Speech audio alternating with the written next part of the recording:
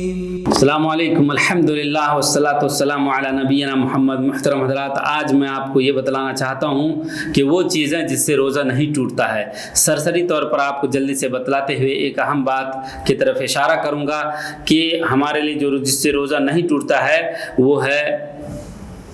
جیسے آپ کو کوئی دوا دے گا یا ڈاکٹر جو ہے کسی انجیکشن کو لگانا چاہتا ہے اور اس سے پہلے آپ کو جو چیک کرتا ہے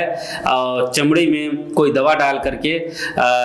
حساسیت اور الرجی کا چیک اپ کرتا ہے، تو اس کی وجہ سے روزہ نہیں ٹوٹتا ہے۔ اسی طریقے سے آنکھ اور کان میں اگر آپ بوند لیتے ہیں دوا کی تو اس کی وجہ سے روزہ نہیں ٹوٹتا ہے۔ اور ایک بخاخ یعنی سرکنے والا اور سونگھ کر یا اس کو سانس نیچے کی طرف لے کر کے ایک دوا ہوتی ہے جس کی وجہ سے انسان کا سانس جب رکنے لگتا ہے تو پھیپھڑے کی خلائیں اس کی صاف ہوتی ہیں، تو وہ استعمال کرنے کی وجہ سے روزہ نہیں ٹوٹتا ہے۔ اور اسی طریقے سے خون اگر آپ کا نکل گیا ایسے ہی اچانک، یا تھوڑی سی خون ناک وغیرہ سے نکل گیا یا کھنکھار کے ذریعے سے خون نکل گیا تو اس کی وجہ سے روزہ نہیں ٹوٹتا، ہلکا سا۔ اور دانت اکھارنے کی وجہ سے روزہ نہیں ٹوٹتا۔ اسی طریقے سے کسی زخم کی وجہ سے روزہ نہیں ٹوٹتا۔ اور قے کا غلبہ ہو لیکن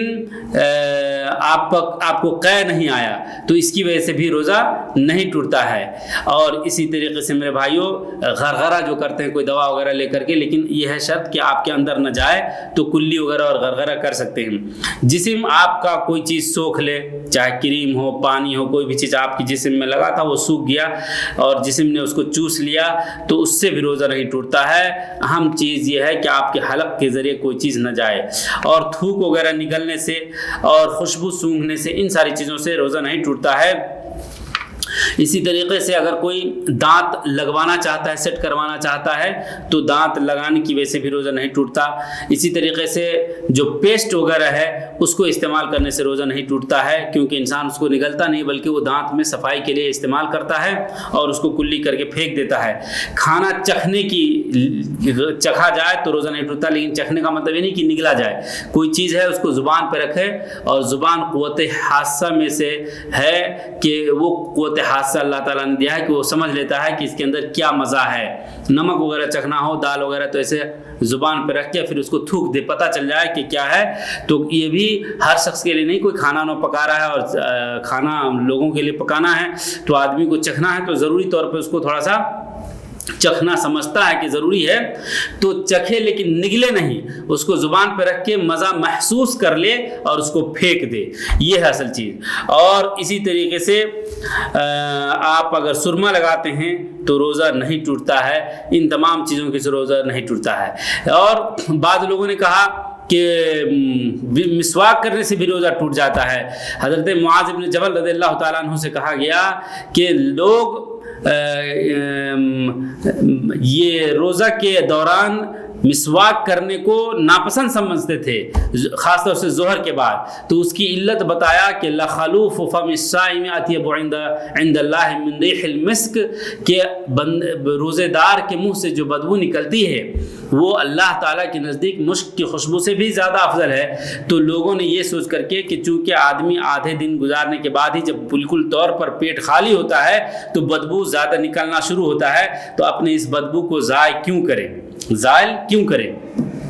تو حضرت معاذ ابن جبل رضی اللہ تعالیٰ عنہ نے تعجب کرتے ہوئے جواب دیا، سبحان اللہ، اللہ کی ذات پاک ہے، لقد امرهم رسول اللہ صلی اللہ علیہ وسلم بالسواک حين امرهم وهو يعلم انه لا بد ان يكون لفم الصائم خلوف، کہ تحقیق کہ اللہ کے رسول صلی اللہ علیہ وسلم نے جس وقت حکم دیا اپنے امتیوں کو مسواک کرنے کا، اس وقت آپ جانتے تھے کہ یہ پیٹ کا جو خالی ہونے کی وجہ سے جو بو نکلتی ہے وہ بدبودار ہے، لیکن اللہ کے نزدیک مشک سے بھی زیادہ خوشبو ہے، یہ اللہ کے رسول کو پتا تھا، پھر بھی آپ نے حکم دیا۔ تو کہا کہ نہیں، یہ الگ مسئلہ ہے، اور کہا ما کان بالذی یامرهم ان ينتنوا افواہہم عمدا، کہ یہ کبھی بھی صحیح نہیں ہے کسی کے لیے کہ جس کا حکم دیا اللہ کے رسول صلی اللہ علیہ وسلم نے وہ جان بوجھ کر کے رک جائیں۔ اس میں خیر ہے، یعنی کہا کہ اذا سمتم فاستاکوا بالغداۃ ولا تستاکوا بالعشی، یہ جو حدیث پیش کر کے لوگوں نے کہنا چاہا کہ جب تم روزہ رہو تو صبح کے وقت روزہ مسواک کیا کرو اور شام کو نہیں کیا کرو، تو یہ حدیث ضعیف ہے مطلقاً۔ لیکن یہ جو بات کہی گئی ہے تو اس کا مطلب یہ ہے میرے بھائیوں کہ آپ کے لیے وہ مسواک آپ کی طہارت کا سبب ہے اور اللہ تعالیٰ طہارت کو پسند کرتا ہے۔ رہی بات بو جو نکلنے والی ہے وہ پیٹ کے خالی ہونے کی وجہ سے نکلتی ہے، نہ کہ دانتوں اور منہوں سے نکلتی ہے، تو دانت اور منہ جتنا بھی آپ صاف کر لیں لیکن پیٹ کے خالی ہونے کی وجہ سے وہ بو نکل کر ہی رہے گا۔ اس لیے اور دوسری بات یہ ہے کہ معنوی اور حسی طور پر انسان کا جو تقویٰ ہے اللہ رب العالمین کے ڈر سے کہ وہ کھانا پینا نہیں کھایا اور جس کی وجہ سے اس کے منہ سے بدبو نکل رہا ہے، تو اللہ رب العالمین اس کو خوب جانتا ہے اور اللہ تبارک تعالیٰ اس کے بو کو قیامت کے دن مشک خوشبو کی طرح کرے گا۔ لیکن دنیا میں اور بھی عبادتیں ہیں، قرآن پڑھنی ہے، نماز ادا کرنی ہے، مسجد میں جانی ہے، تو آپ جس طریقے سے اللہ کے رسول صلی اللہ علیہ وسلم نے فرمایا کہ ہر وضو کے وقت مسواک کر کے نماز کرنے کے لیے جایا کرو، تو اس پر عمل کرنی چاہیے اور اس کی وجہ سے وہ فضل جو ملنا ہے اللہ تبارک و تعالیٰ کی طرف سے مشک کی خوشبو کی، وہ انشاءاللہ ملے گا۔ یہ دنیا میں آپ کی صفائی ہے منہ کی، اور یہ دونوں سمجھنے کی ضرورت ہے کہ منہ کی صفائی الگ ہے اور پیٹ سے نکلنے والا بو الگ ہے۔ اللہ رب العالمین ہمیں دین کی اچھی سمجھ عطا فرمائے۔ والسلام علیکم۔